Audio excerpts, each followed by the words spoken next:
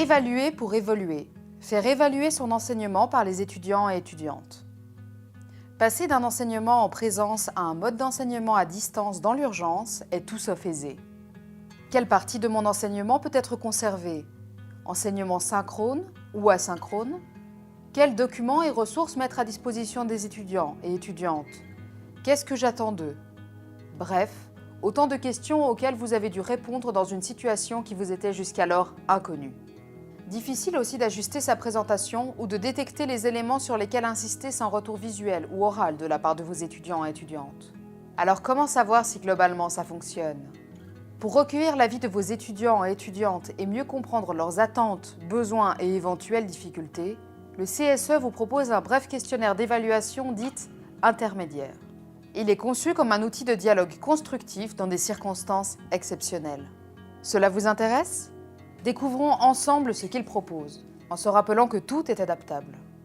La première partie du questionnaire s'intéresse aux choix pédagogiques que vous avez effectués et à la manière dont vous les avez communiqués à vos étudiants et étudiantes. Les nouveaux objectifs, la structure, le déroulement de l'enseignement sont-ils suffisamment clairs? Les outils et ressources sont-ils adaptés à la situation? Leur usage est-il optionnel, obligatoire? En bref, le nouveau fonctionnement de votre enseignement est-il suffisamment clair et permet-il de poursuivre l'apprentissage dans de bonnes conditions? Avez-vous aussi planifié suffisamment de moments de rencontre en synchrone? Les résultats obtenus via cette nouvelle partie vous permettront de déterminer si les informations fournies sont à la fois suffisantes et complètes. Peut-être serait-il judicieux d'effectuer quelques rappels en utilisant des moyens différents? Pourquoi ne pas tenter une heure de permanence en vidéoconférence?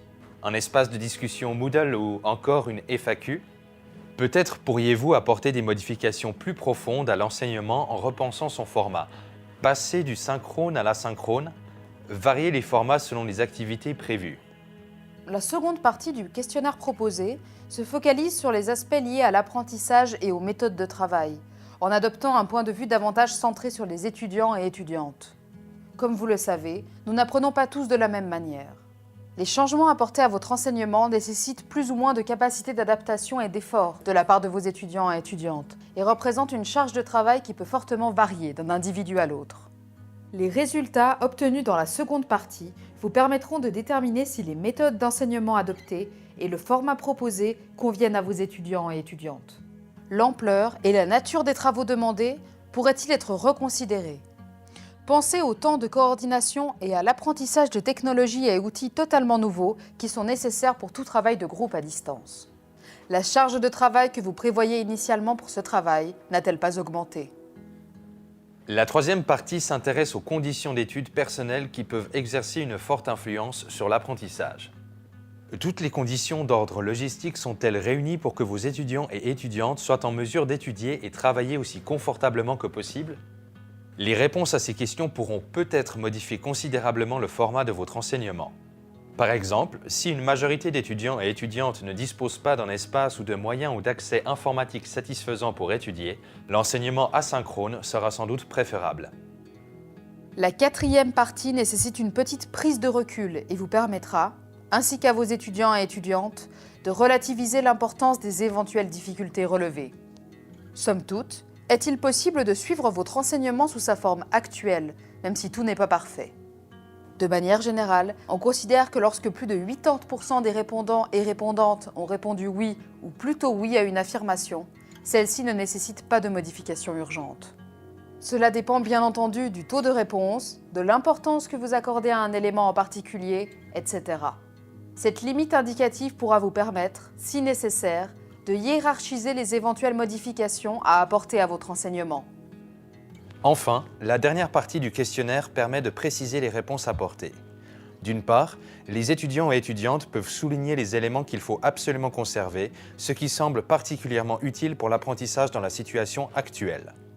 D'autre part, ils ont la possibilité de clarifier les difficultés qu'ils et elles rencontrent actuellement, de proposer des pistes de solutions ou de relever des points qui n'ont pas encore été mentionnés.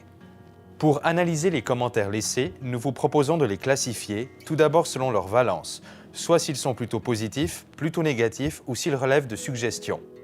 Vous pouvez ensuite regrouper les commentaires par thématique en vous aidant des intitulés des différentes parties. Par exemple, si un commentaire parle plutôt de l'environnement de travail, de la communication, etc. Enfin, et dans la mesure du possible, vous pouvez compter sur le nombre de commentaires qui apparaissent dans chaque thématique pour relativiser l'importance des différents éléments relevés. Dans l'idéal, et pour autant que le taux de réponse soit satisfaisant, il faudrait qu'au moins 15% des répondants et répondantes partagent une idée pour être considérée comme représentative. Vous pourrez enfin croiser les deux sortes de résultats obtenus, ceux des questions à choix simple et les commentaires traités. Les résultats sont-ils cohérents entre eux? Et avec votre propre analyse de la situation, les éventuelles suggestions vous semblent-elles adéquates? Quelles modifications ou clarifications pourriez-vous rapidement instaurer?